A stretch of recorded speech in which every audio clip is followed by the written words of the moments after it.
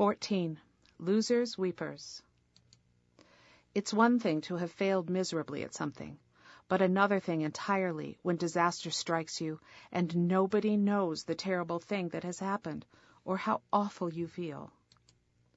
Losing the gargoyle's egg was like that for Maya. She had promised to keep the egg safe, to keep it far away from the shadowy fourquois, and instead one of the wild women with the streaks of madness in their hair had run right off with it. That was really, no matter how you looked at it, the opposite of keeping something safe. Maya's mother was horrified to hear the egg had been stolen by some unstable homeless woman, which was how she interpreted the rest of the story. But after days went by and Maya was still slouching around after school, looking like all the beauty and hope had gone out of the world, her mother's sympathy began to mutate into the wrong kind of parental concern and wasn't so helpful anymore. I know you feel terrible about losing that lovely egg, but Valco's been very good about it, hasn't he? It wasn't your fault, dear. Sometimes we just have to be brave and let things go. That did not sound like bravery to Maya. Valco knew more about what the gargoyle's egg meant to her, but of course he had also been the one who wanted to smash it to bits or throw it into the river. Mostly he just seemed relieved to have one bit of strangeness out of the picture. Maya had sent a reluctant Valco up to his roof right away the next day to break the bad news to the gargoyles, from a safe distance, and maybe to ask their advice, but Valco came back saying the gargoyles were gone, and again there was that clear strain of relief in his voice when he said it. He still wasn't comfortable living in a universe in which a person could be trying to have a conversation with gargoyles. "What are we going to do then?" said Maya, knowing all too well she was sounding exasperated and unhappy. "I have to keep that egg away from Fourquois' shadow. It's one of the things he wants most, right? You heard the gargoyle say it. I have to keep it safe." "Keep it safe?" said Valco. "Phooey to that. We should have pitched it into the river. Don't look at me that way. When we had the chance. All right, sorry. But anyway, the shadow doesn't have it." "How could a shadow even hold anything that heavy? That awful writer has it, with the funny name." "Pernithia," said Maya. "Pernithia Blakely." "I have a slightly funny name myself," said Valco. They had walked across the river and into the cold, wintry Tuileries, where pigeons shivered on the manicured paths and the trees looked bare and severe. Or so people tell me. But at least, thank goodness, mine's only 2 syllables. Hers sounds like a medicine or something. "Don't duck the question," said Maya. "How do we get it back?" "You're not making any sense, I hope you realize. If the egg is his memories, then it's bad. Seems simple to me. Rotten stone egg, not something to mess with." "It's not simple at all," said Maya, feeling stubborn, remembering how beautiful the poor stolen egg was and how much it needed her help. They were walking around the large round basin now, with a thin stream of its fountain playing in the middle and statues scattered around its edges. The nearest statue was labeled Misery. Good choice, thought Maya, considering how discouraged she felt. "It's the gargoyle's egg," she said. Her explanations weren't getting anywhere. "They're not what you think they are. They're not evil. No, really, I'm sure they're not." "Beakface thought you were coming at him with that knife, right? They're not bad. They're just trapped, like us, really.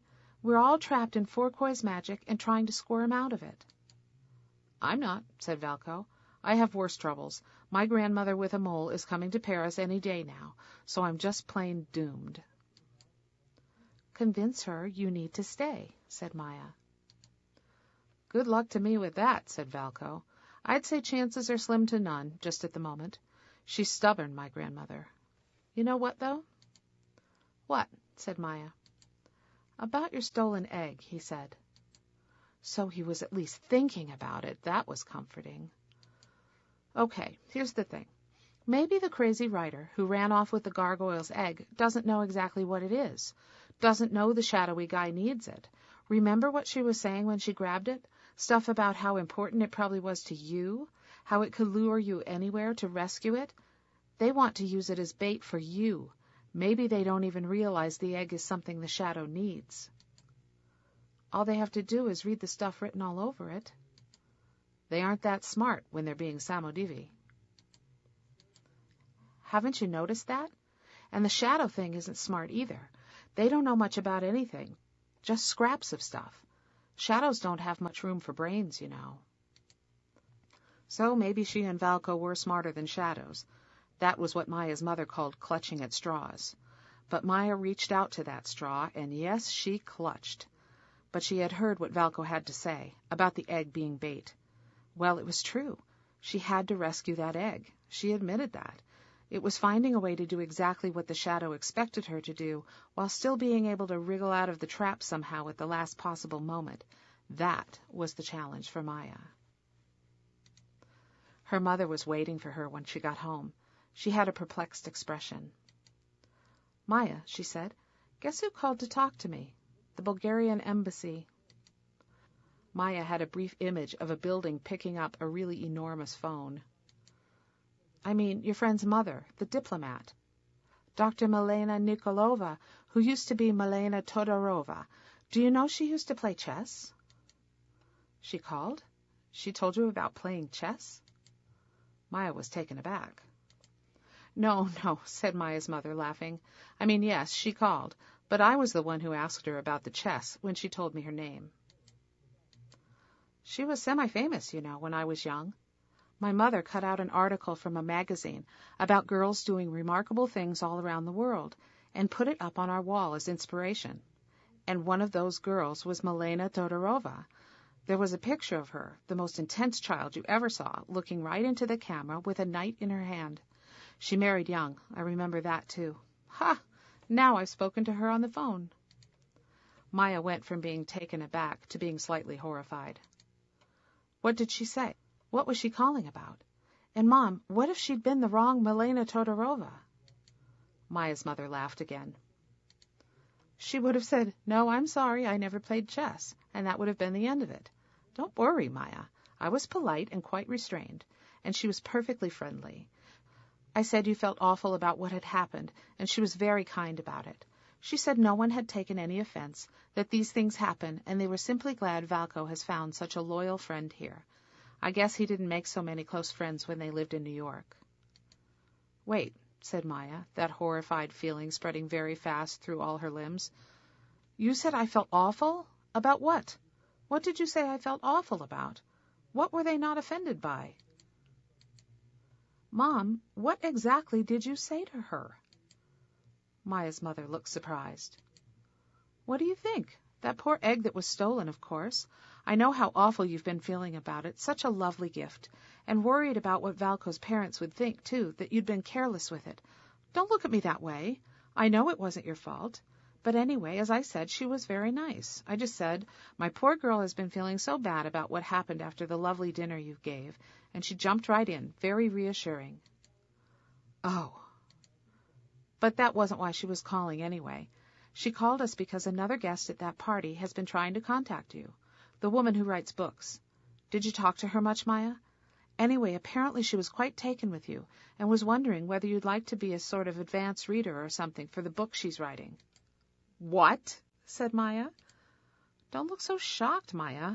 I'd want you as a reader if I wrote books for young people. You're a very good reader. So she needed our address to send us whatever it is, the invitation or the book or something." "Oh, Mom, you didn't give her our address." "Of course I did. Why not? Dr. Nikolova did say this writer seems to be a little eccentric, but that seems par for the course for writers, doesn't it? Don't look so stricken. I think it's exciting." "But she's the one who—" Maya stopped herself mid-sentence, because she could see she needed to think. Now the crazy writer knew where she lived. All right, that wasn't ideal. But on the other hand, she, Maya, had to get that egg away from the writer. And so, when you thought about it a little, maybe Maya should have been the one asking Valko's mother for the writer's address, not the other way around. She looked at her mother and tried to be truthful, in a neutral, not showing any cards sort of way. "She was very interested in the Gargoyles' egg," said Maya. "Aha," said her mother, relaxing again. "That explains it. A child who talks about Gargoyles' eggs is for sure going to be an excellent reader. Don't be shy. Apparently the writer wants to invite us over or something. I know I'd like to meet her if it comes to that. It came to that sooner than Maya could have expected. By the time she got home from school the next day, her mother was grinning ear to ear. The writer had called and invited them to drop by her apartment that very Sunday, just on the other side of the Seine. Brunch with the somewhat famous Pernithia Blakely. "Have you read any of her books?" asked Maya's mother. "No? Neither have I. Well, all the same, it should be very interesting." Yes, thought Maya, interesting. Yes. By Sunday at 10 a.m., she had learned how to become a very sneaky thief. She practiced on her family. She tried removing things from rooms they were sitting in without them noticing. Mostly, it did not go well. "That's my fireman's hat," James would squawk as Maya tried to smuggle it out of the living room. Or one of her parents would give her a most quizzical look and ask why she had that book tucked under her shirt like that. It was beginning to look like Maya might be a total failure at filching. Since clever thieves in films are always substituting a fake key for the real one, she scouted around after school in the Champ de Mars, eyeing the plantings and paths for a rock that might be about the size and shape of the gargoyle's egg. But the gravel was too small and the ornamental rocks too large, so that was a failure too. So far, then, her plan was to show up with her mother at the writer's apartment, let her mother distract Pernithia with lots of questions.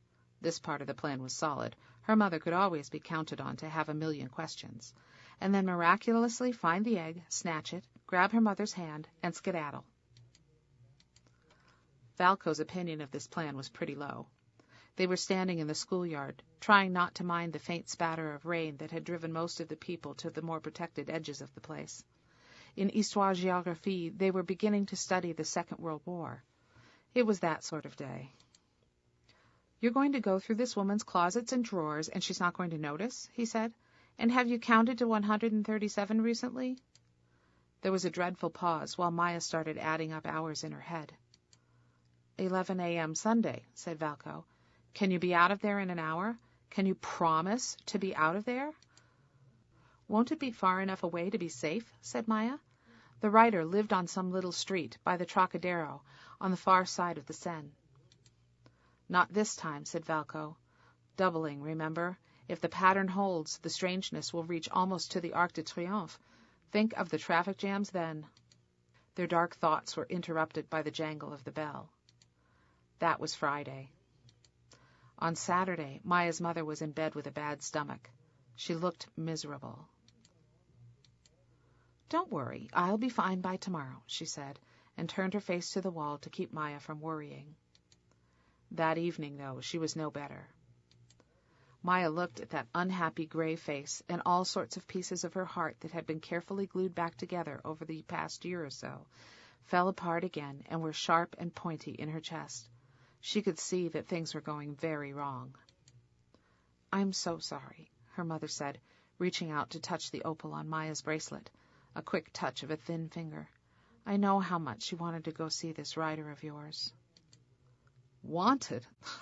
Not so much." What Maya really wanted was to see her mother truly well and whole and safe again. No want went deeper than that. She was responsible for that egg, though. She had to get it back somehow. She had promised to take care of it, and you can't take care of something a crazy writer has stolen from you and hidden away somewhere. "I guess I'll call Valco," said Maya. "Maybe he can come with me instead. You rest and get better." When she talked to Valco, however, his voice was a little strangled. "All right," he said in a half-whisper. "Just you should know the grandmother has landed. I will have to race back from your scary writer to pacify her. A quiet lunch in her room so she can grill me properly. That's my dreadful fate tomorrow. I can't be late either." "So you'll be leaving me alone with that writer?" said Maya. "Worse and worse." "Are you kidding? We'll both leave if time's running out. You have to be out of that place by 11 anyway, or who knows what will happen. Just don't be late. I'll meet you downstairs here at 9:30, right?" It was a nicer day that Sunday than it had been for a week. Not anything even approaching warm for someone who used to live in California, but not raining, sleeting, hailing, or snowing, and the sun was doing its best under the circumstances. She made her way fairly cheerfully to Valco's imposing front door, but there was no Valco there. She ran her toe impatiently over a thin tendril of iron root running through the sidewalk outside the door, and kept checking her watch. If they were late, then how was any of this going to work? That was when one of the guards, Ivan, she remembered, ducked his head through the doorway and waved her over. "Note for you, mademoiselle," he said, and handed it over. It was sealed with staples. Maya tore it open as soon as the burly guy had turned his head. "Maya, go on ahead. Grandmother trapped me. I'll catch up. 10 minutes max. Valco." Maya's heart sank like a stone. Valco was sending Maya off to the crazy rider alone? How could any grandmother possibly be as scary as Valco's grandmother seemed to be?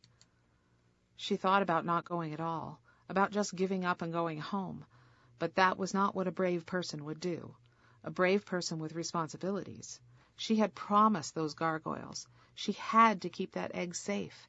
She could handle 10 minutes with a rider on her own, right? The patchwork of iron roots became thicker as Maya came closer to the Eiffel Tower. She had not been directly under the tower since the strangeness had changed it, and she had to stand there for a while and get used to the new version of it, with its iron vines and iron leaves sprouting out from that massive trunk.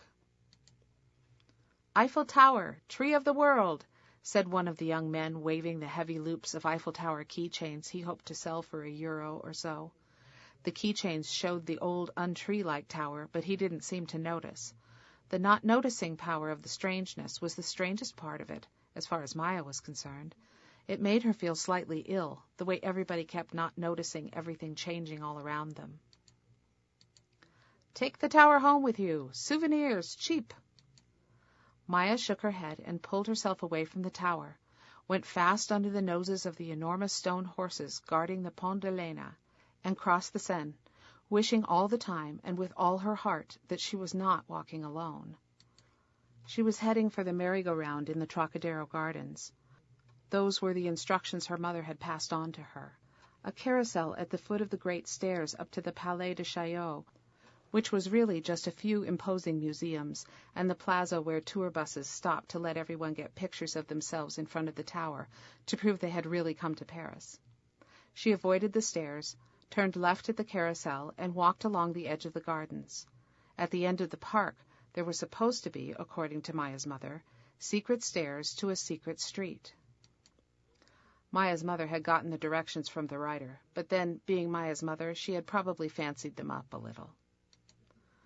There they were, though, stairs built into a dark brick wall, and a gate barring the way. Maya peered through, uncertain. Then she gave the gate a little push. It had been propped open. The top of the stairs spilled her into a short street with fancy buildings on the left and a cliff's edge view of the Trocadero Park on the right. There were guards, too, because one of those buildings was flying a bright red flag with a star on it. Another embassy, Maya figured. She walked by like someone who knew where she was going, which was almost all the way down the block, almost to the end, to number 9. At the door, which was all elegant ironwork and glass except for the gleaming handles, Maya nearly lost her courage for a moment. It was the door handles that did it, because they were not ordinary handles. They were pairs of golden salamanders entwined. She put a hand on the disc of cabinet glass around her neck and remembered dragging her brother through the halls of the salamander house, and for a moment she considered turning around right there and walking away. Some might say that, considering Maya's recent history, it was stupid to walk into a building with a salamander for a door handle, or for that matter to go visiting someone with a streak of craziness running through her hair and her mind. But then again, there was the gargoyle's egg, waiting, and Valco was on his way. 10 minutes tops, and then he would be there. So she sighed and rang the buzzer instead. Pernithia Blakely turned out to live at the very, very top of the building, in one of those rooms that overworked maids had been housed in long ago in other centuries. Maya trudged up the last bald flight of wooden stairs and concentrated on not thinking too far ahead. Please be obvious, egg, she thought. Please don't be hard to find. She stared at the door for a moment, gathering her courage together, and waiting for some magical force to make this last little part of the decision for her, but no magic emerged. She was still on her own, in front of a plain wooden door with a crazy rider and a gargoyle's egg behind it. She knocked. The door opened. A shy head looked out. "Oh, it's the American girl," said Pernithia Blakely. "I was so afraid you might have changed your mind." Wait, thought Maya. Did I just think the word shy? The crazy rider looks shy? "Come on in, please," said the rider. "Did all those steps wear you out? Sometimes I don't even want to go outside, thinking about the stairs waiting for me at the end of the day." She seemed like the nicest person in the world. Dark hair twisted into a tame knot at the back of her head, the white streak of Samodiva hair hardly even visible. Sensible clothes that looked like they would be perfect for typing in all day. Still, Maya hesitated for a second. "Don't be the fly that waltzes into the spider's parlor." That was one of her mother's cautionary phrases. It was probably chiseled right into Maya's neurons by now. But there wasn't anything spiderish about this shy, smiling woman at the door, was there? Nothing spiderish at all. And Maya wasn't a little kid like James anymore. At 13, you start having to make your own choices in life, and taking care of your own gargoyles' eggs, etc. "We have a lot of stairs at our place, too," said Maya, and fly or not, she waltzed right in.